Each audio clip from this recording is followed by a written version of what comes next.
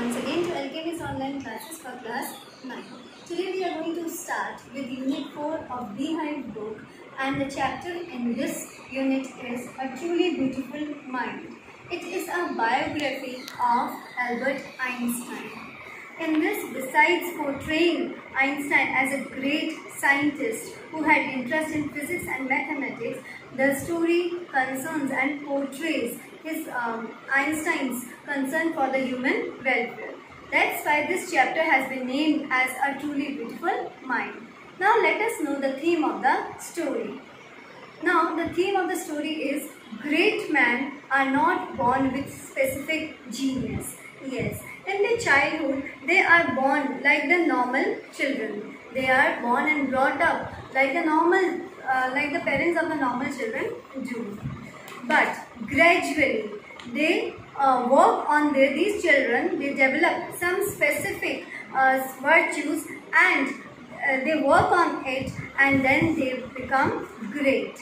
Yes, this is all about the theme of the story of Albert Einstein's A Truly Beautiful Mind. Now let us know the summary. Einstein was born on 14th March 1879 in the German city of Ulm. He was a very normal child, a child with too large head. Yes, his head was too large. That's why his mother also used to call him a freak. That means a slow learner. Now, this child, he could not speak till the age of 5. And at the age of 5, he started speaking, and that too he used to speak one word or sentence twice. He had great interest in the mechanical toys. Once when his sister was born, then he wondered that where are the wheels of that toy. His friends also used to call him Brother Boring. Why? Because he did not have any interest playing with his friends. Rather, he used to involve himself in the mechanical toys. Now, his mother wanted him to be a great violinist. So, at the age of 6, he started getting the lessons of violin.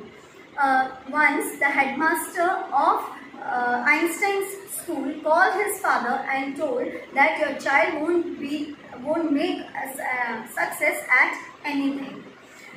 Now, this child, he was not a bad pupil, not a bad student. He was good at studies, but he had his clashes with the geography teacher because he did not like the concepts of history, and he did not understand those things properly. After that, after leaving the school in Munich, they went to Switzerland and he started his studies over there. He had a great interest in physics and mathematics, and he was perfectly doing fine in those subjects. Besides having a great interest in those two subjects, he developed the interest in his fellow student named Mileva. She was equally intelligent as Einstein was.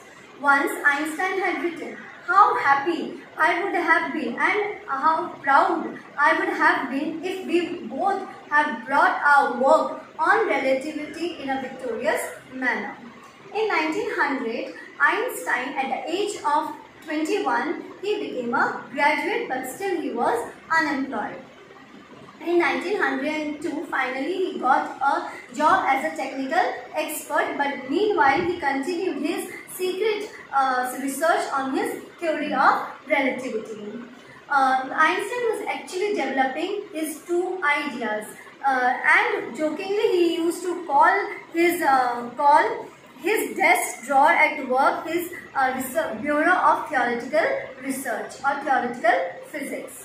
One of the famous papers of 1905 it covered Einstein's theory of relativity, which shows that two perfectly accurate clocks will not continue to show the same time if they come together again after a journey of one of them has been moving very fast relative to the other. From this, the world had got the famous theory or the relationship between mass and energy, and the formula derived from it was E equals to mc square. The mother of Einstein, she did not like the friendship of Mileva and Einstein, because she said that both of them are equally intelligent and both of them could not share a compatible relationship between each other if they get married. But still, despite of all the arguments, Einstein married Mileva. They had two children, but unfortunately it was an unsuccessful marriage. It faltered, and then Einstein married his cousin Elsa.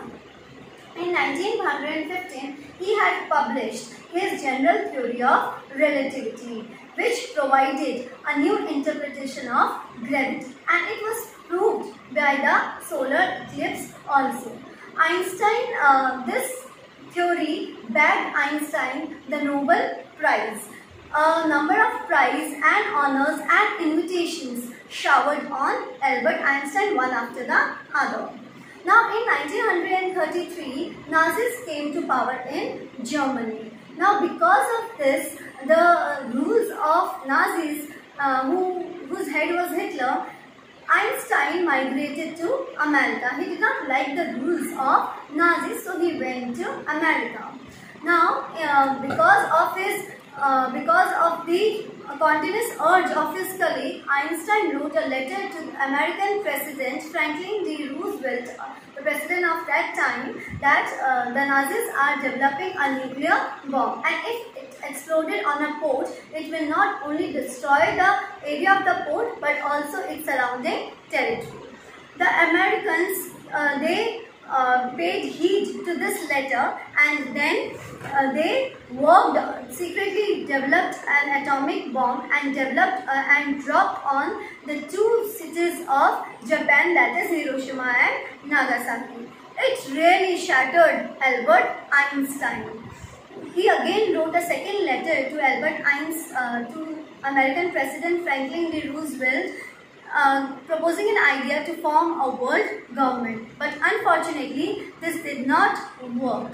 Really, he was so shattered that he wanted that there should be a world government who should work for the peace and harmony for all the nations together.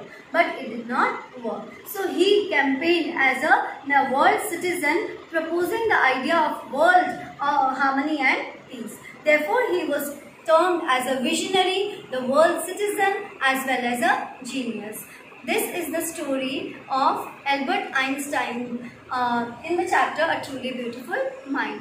Dear students, I hope that you will understand the summary and the chapter well after this video. We are going to meet in our next video with the question answers related to it. Till then, stay home, stay safe, do read the things. Bye.